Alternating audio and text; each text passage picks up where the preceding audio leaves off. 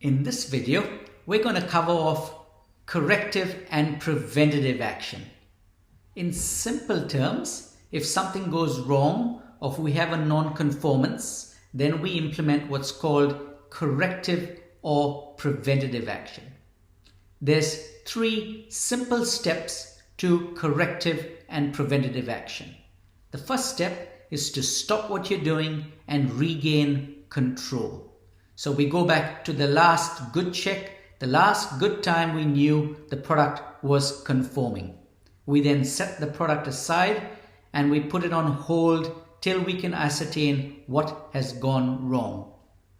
The second step is to make a decision on what are we going to do with the product. Are we going to downgrade the product? Are we going to rework the product? Are we going to dump the product? Really important when you're setting it aside, it's well labeled, we've got a whole sticker on product, and we are tracking any held product in the system so it cannot re-enter the processing area. The third step of preventative action and corrective action is to understand what's gone wrong. We use what's called a fishbone diagram to understand what's causing the problem. We evaluate for people, for process, for equipment, for supply, the environment, or the material. It's really important that you stay calm if there's a non-conformance, and you also understand what's going wrong when you're talking to a supervisor, and if you're a supervisor, if you're talking to a manager. Analyze the hazard.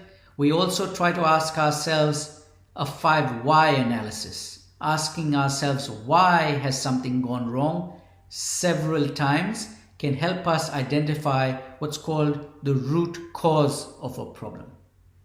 It's important to understand that we can't fix every problem in our factory. We use what's called the Pareto principle. You'll be working with your managers, you'll be working with the senior management to understand where we allocate our resources. And we aim to focus on the areas that give us the maximum benefit, the maximum result.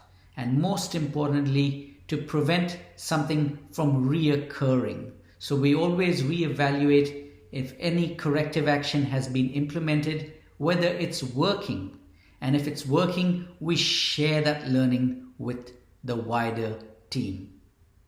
So in simple terms, that's how we implement good preventative and corrective action. An important HACCP principle when it comes to managing a non-conformance.